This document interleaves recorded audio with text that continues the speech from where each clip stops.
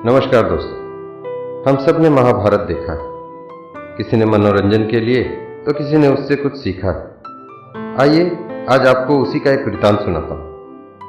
18 दिन के युद्ध ने द्रौपदी की उम्र को 80 वर्ष जैसा कर दिया था, शारीरिक रूप से भी और मानसिक रूप से भी।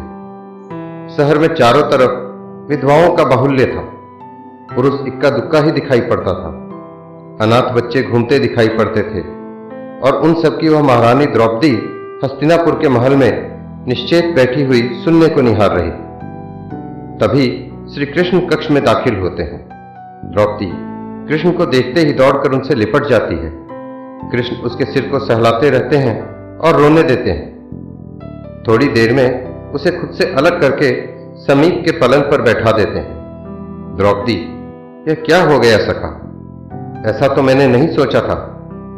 कृष्ण, नियति बहुत क्रूर होती है पांचाली। वह हमारे सोचने के अनुरूप नहीं चलती। वह हमारे कर्मों को परिणामों में बदल देती है। तुम प्रतिशोध लेना चाहती थी और तुम सफल हुई द्रौपदी। तुम्हारा प्रतिशोध पूरा हुआ। सिर्फ दुर्योधन और दुशासन ही नहीं, सारे कौरव समाप्त हो गए। तुम्हें तो प्रसन्न होना चाहिए। द्रौपदी, सखा, तुम मेरे घावों को सहलाने आए हो या उन पर नमक छिड़कने के लिए?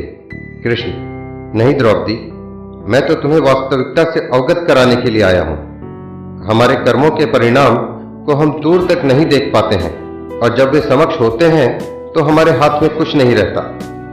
द्रौपदी, तो क्या इस युद्ध के लिए पूर्ण रूप से मैं ही उत्तरदायी हूं कृष्ण?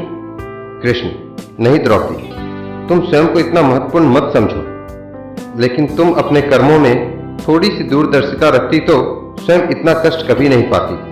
द्रौपदी, मैं क्या कर सकती थी कृष्ण? तुम बहुत कुछ कर सकती थी। कृष्ण, जब तुम्हारा स्वयंवर हुआ तब तुम कर्ण को अपमानित नहीं करती और उसे प्रतियोगिता में भाग लेने का एक अवसर देती तो शायद परिणाम कुछ और होते। उसके बाद जब कुंती ने तुम्हें 5 पतियों की पत्नी बनने का आदेश दिया तब तुम उसे स्वीकार नहीं करती तो भी परिणाम कुछ और होते। और उसके बाद तुमने अपने महल में दुर्योधन को अपमानित किया कि अंधों के पुत्र अंधे होते हैं। वह नहीं कहती तो तुम्हारा चीरहरण नहीं होता, तब भी शायद परिस्थितियां कुछ और होती।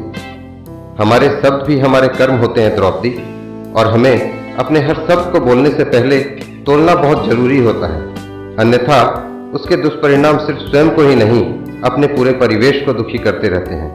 संसार में केवल मनुष्य ही एकमात्र ऐसा प्राणी है जिसका जहर उसके दांतों से नहीं, शब्दों में है। इसलिए शब्दों का प्रयोग सोच समझ कर करें। ऐसे शब्द का प्रयोग कीजिए जिससे किसी की भावना को ठेस न पहुंचे, क्योंकि महाभारत हमारे अंदर ही छिपा हुआ है। दोस्तों, अगर अच्छी लगे तो कृपया लाइक, शेयर एंड सब्सक्राइब कर दें। धन्यवाद। Stay tuned, stay safe for the next episode.